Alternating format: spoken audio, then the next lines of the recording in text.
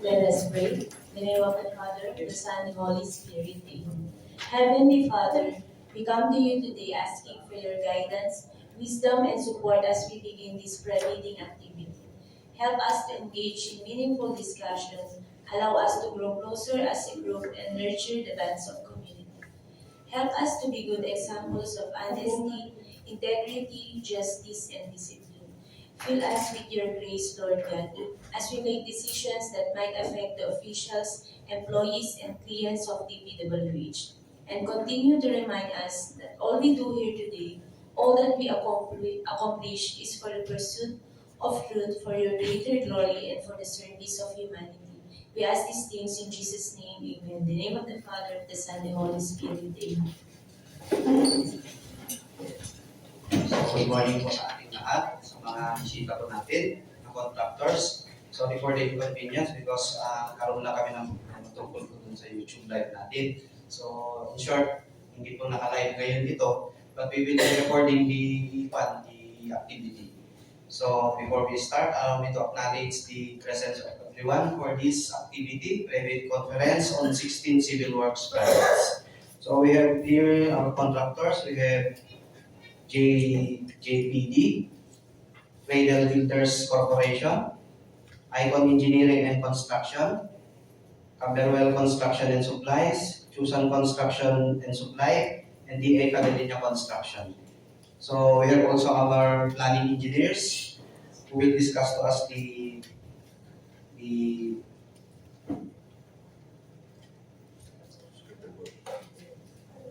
technical issues,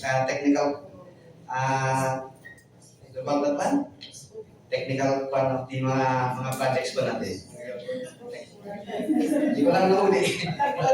Yes, naglalag lang po. So we have Engineer Jameson Victorio, Jerry Ann Cabanilla, Dexter Serrano, Kevin Tortillas, Kerry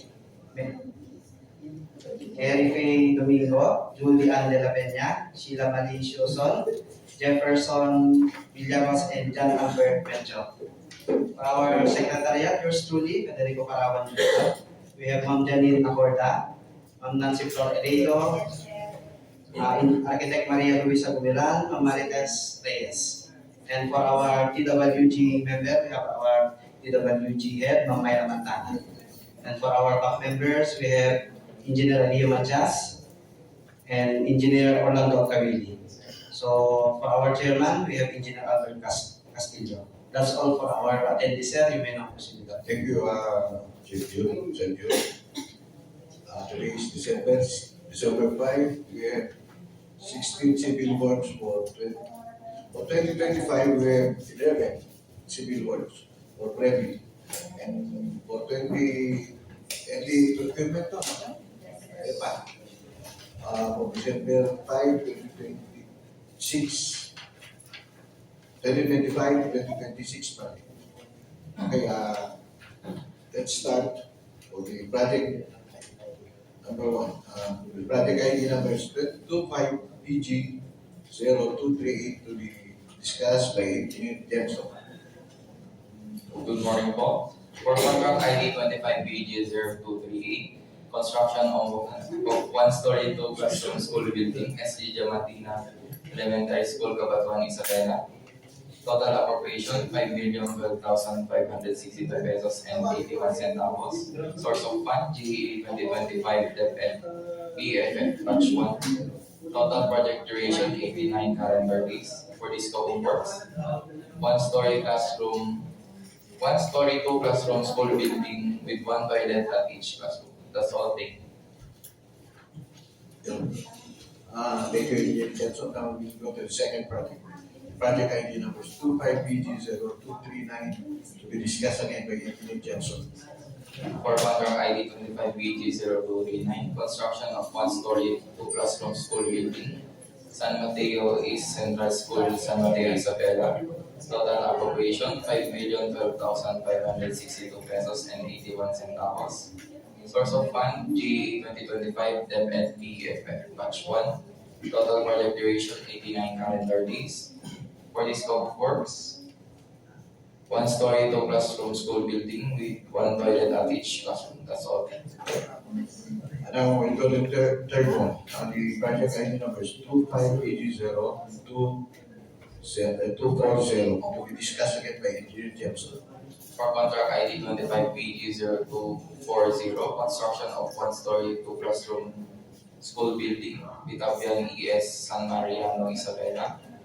Total appropriation 5,012,562 pesos and 81 centavos. Source of fund GE 2025 DepEd BEFF Batch 1.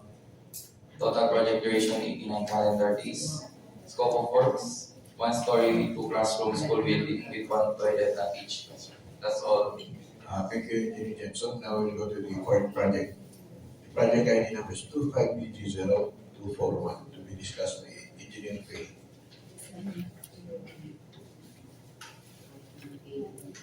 For contract ID 25BG0241, construction of 1-story QCL school building, Dominguez Elementary School, Nagilian, Isabela.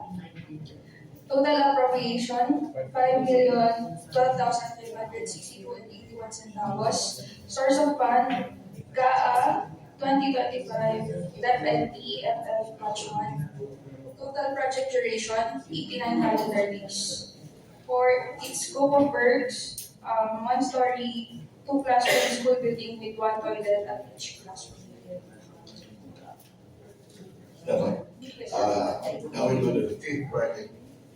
25BG, the project ID number is 25BG0242 to be discussed again by Engineer Faye.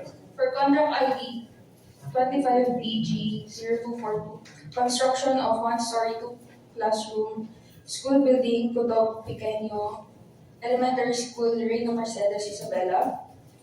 Total appropriation 5,012,562 and 81 cents. Source of fund GAA 2025 DepEd EFF Batch 1. Total project duration 89 calendar days. For its scope of works, we have 1-story, 2-classroom school building with 1 toilet at each classroom. Thank you, Engineer Faye. Now we go to the sixth project. The project ID number is 25BG0243 to be discussed by Engineer Jeffrey. Hello po, good morning. So the next project to be discussed, the contract ID 25BG0243 with the project name, Convergence and Special Support Program, Rainwater Collector System, construction of rainwater collector system in various locations of Isabela 2nd Legislative District and Isabela 3rd Legislative District, Isabela Province. Source of fund, GA 2025, with an appropriation of 2,700,000 with a total APC of 2,605,498.50 pesos. The total project duration 105 calendar days. Scope of work installation of rainwater collector system at different public schools and government company po. Thank you. Okay, thank you, Engineer Jeffrey. Now we'll go to the seventh project. Project ID number is 25BG0244 to be discussed by Engineer Dexter. Hello, good morning everyone. For the contract ID 25BG0244, the Convergence and Special Support Program, Basic Infrastructure Program BIP, Major Strategic Public Buildings Facilities, construction of 2-story multipurpose building with mini amphitheater of Isabela State University Angadanan Campus, Angadanan, Isabela, with an appropriation of 20 million pesos under GAA 2025, with a total project duration 215 calendar days. For the scope of works, structural works, all electrical works except amphitheater, plumbing works at first floor only, installation of doors and windows at first floor. That's all. Thank you. Thank you, Engineer Dexter. Now we'll go to the eighth project. The project ID number is 25BG0245 to be discussed by Architect Kevin. Morning po. For the project 25BG0245, construction of one-story, 3 classroom school buildings at Child Elementary School Reyna Mercedes Isabela with the appropriation of 7,518,844.22 centavos. Source of fund, GAA 2025 BEFF Batch 1 with a total calendar days of 101. Then the scope of work is construction of one-story, 3 classroom school building with toilet in each classroom. That's all po. Thank you, Engineer Kevin. Now we'll go to the ninth project. Project ID numbers 25BG0246 to be discussed again by Engineer Kevin. Item Engineer Kevin. For the project 25BG046, construction of one-story, 3 classroom school building, Fugaro Integrated School, Lamadanan, Isabela, with the appropriation of 7,518,844.22 centavos. Source of fund, GAA 2025 BEFF Batch 1, with the total calendar days of 101, and the scope of work is construction of one-story, 3 classroom school building with toilet at each classroom. That's all po. Thank you, Engineer Kevin. Now we'll go to the 10th project. Project ID numbers 25BG0247 to be discussed by Engineer Chu. Good morning, everyone. For the contract ID 25BG0247, construction of one-story, 3 classroom school building, Villa Domingo Elementary School, Amatanan, Isabela. Location, Barangay Villa Domingo, Amatanan, Isabela. School ID of 103070 and an appropriation of 7,515,844.22 centavos. Source of funds, GAA 2025 BEFF Batch 1. Total project duration of 101 calendar days. Scope of work is construction of one-story, 3 classroom with toilets at each classroom with 1 meter embankment from natural grade line to finished grade line. That's all for me. Thank you, Judith. Now we'll go to the 11th project, the last project for Premido 2025. The project ID numbers 25BG0248 discussed again by Engineer Judith. For the contract ID 25BG0248, construction of one-story 3 CL school buildings at Pablo Elementary School, San Mariano, Isabela. Location, Barangay San Pablo, San Mariano, Isabela, with school ID of 103743. Total appropriation of 7,518,844.22 centavos. Source of fund is GAA 2025 BEFF Batch 1. Total project duration of 101 calendar days. Scope of work is construction of one-story, 3 classroom with toilet at each classroom. That's all. Thank you. Thank you, Engineer Judith. That's all for 2025. Now we'll go to the credit for 2026. The first project is project ID number 26BG0001 to be discussed by Engineer Sheila. Good morning po sa ating lahat. For the first project for the year 2026, contract ID 26PG0001, Convergence and Special Support Program, Basic Infrastructure Program or BIP, multipurpose buildings or facilities to support social services, construction of multipurpose building, Victoria Elementary School, Barangay Victoria, Anisha, Isabela. Located at Barangay Victoria, Anisha, Isabela, with school ID 103021, an appropriation of 10 billion pesos under NEP 2026, and a total project duration of 160 calendar days. For the scope of work, construction of one-story 4 classroom school building with 2 toilets at each classroom, adopted from NEP revised standard plan. That's all po. Thank you, Engineer Sheila. Now we'll go to the second project for the year 2026. 26BG, project ID numbers 26BG002 to be discussed by Engineer Albert Diawan. Good morning, everyone. For contract ID 26BG0002, with project name Convergence and Special Support Program, Basic Infrastructure Program, multi-purpose buildings or facilities to support social services, construction of multi-purpose building, Aurora Elementary School, Barangay Aurora Alicia Isabela. Located at Barangay Aurora Alicia Isabela with appropriation of 10 million pesos, source of fund NEP 2026 with total project duration of 160 calendar days. Scope of work, one-story, 4-classroom school building with 2 toilets at each classroom, adapted from the DPWH standard plan with existing structure for the community. That's all. Thank you, Engineer Albert. Now we'll go to the third project. The project ID number is 26BD0003. Discussed by Engineer Chair.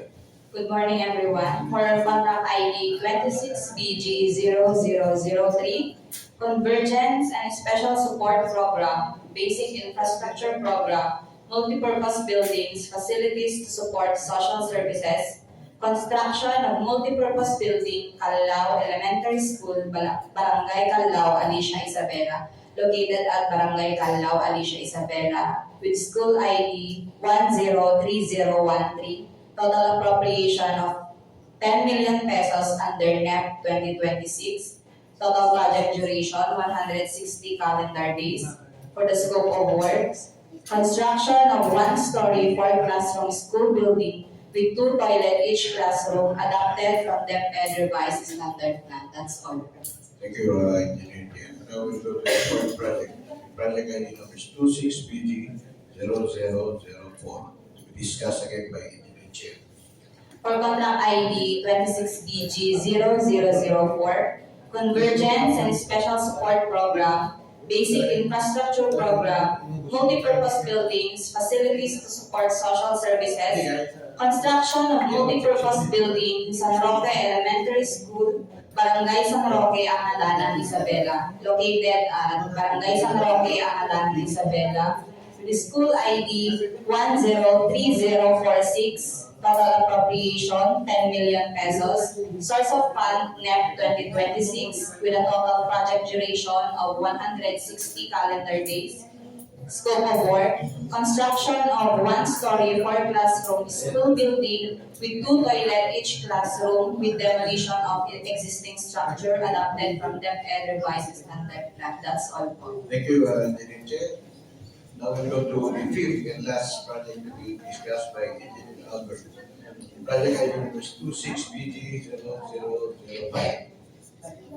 For contract ID 26BG0005, with project name Convergence and Special Support Program, Basic Infrastructure Program, multipurpose buildings, facilities to support social services, construction of multipurpose building, Australia Bellulus Elementary School, Barangay Bellulus San Mateo, Isabela. Located at Barangay Bellulus San Mateo, Isabela. With appropriation of 10 million pesos and source of fund is NEP 2026. The total project duration of 160 calendar days. The project is composed of 1-story 4-classroom school building with 2 toilets at each classroom adapted from DPWH standard plan. That's all. Thank you, Engineer Albert. Now, that's all. Any announcement from the procurement unit?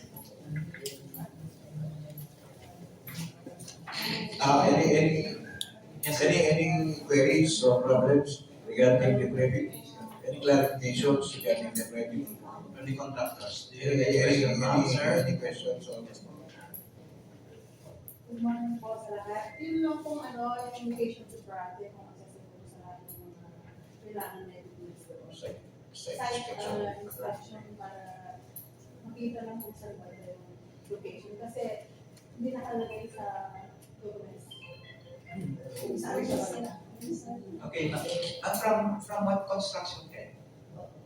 Anong construction po? DPD po sa Asia. DPD. So, well, if you want to inspect the site, it is allowed naman na samahan kayo. Para it means makita nyo, before you want to participate in the building, motivate, pwede kayong samahan. Mag-request lang kayo sa plan. Yes, para, is this your first time na mag-lead dito sa one? Okay. Nice meeting you. Para it's So, pwede kayong mag-request ng site inspection kasi it is allowed talaga yan. Kasi in all projects, there must be a site inspection for all contractors who want to join the bidding. So, that is the legal way. Yes, before, basta na-recognize na, para it means, kung gusto nyo makisali or makipid, if you have some question regarding that, ano ba mga entertainment yung mga dadalhin doon? Actually, so, why is it needed dapat? Manually naman po yun, manually. You can excavate it manually.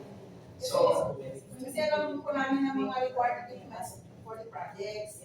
Hindi po namin alam kung ano po mga required equipments for the projects. di ba nakalagay yun? Nakalagay sa Windows. Sa Windows. Kung pag-bag kayo. Pero pinaka-best, mapuntahan nyo yung site para it means kung makakarating kayo doon o hindi. That's it. So, any questions sa mga ibang So, there's none. Okay. Ay, meron na po. Hello. Yes, sir. Yes, sir. Please. Pero pag namili na po yung big dogs, may included po ba na plans ng Yes, that is the procedure. Before we will give you a plan, you must have to provide the documents. Ano? Di ka namin bibigyan kung di ka bumili. Ano? So, you must have to pay first. Ano? Yes, sir. Thank you. Regarding sa site inspection, ma'am, may request letter ba? We have to request letter. Maggawa kayo ng Request letter. Di pwede yung verbal. So, the project, the engineers from the planning section will accompany you. Okay, thank you. Any more questions regarding the planning? Anyone? Sige, you just raise your question. Kanino po i-address sa district? District engineer, yung request letter. Di pwede sa bank. Kasi ang concern doon sa head of the office. No? Basta attention back na lang. Okay lang naman sa back siguro. Okay Ini-letter na formal. Is that clear? No? Clear na po. Okay, any more questions regarding the planning? If there are none, okay, we'll continue. So, John, announcement? Yes, sir. So, ito pong mga project na ito ay magkakaroon po ng bid opening. The deadline will be on December 18. So, 9 o'clock po yung opening natin. So, dapat po before 9 nandito na kayo para hindi po ma-late yung mga idadrap nyo pong dokumento. So, yun lang po. Ano mga may announcement? Important at siguro mag-change na yung back chairman. Hopefully, siguro. Yes, sir. We will just wait for the I'll be retiring sa 22, December 22. Ang change na ang position is Engineer Maynard. Probably papalit sa akin. So, every Merry Christmas and Happy New Year. Yeah, please.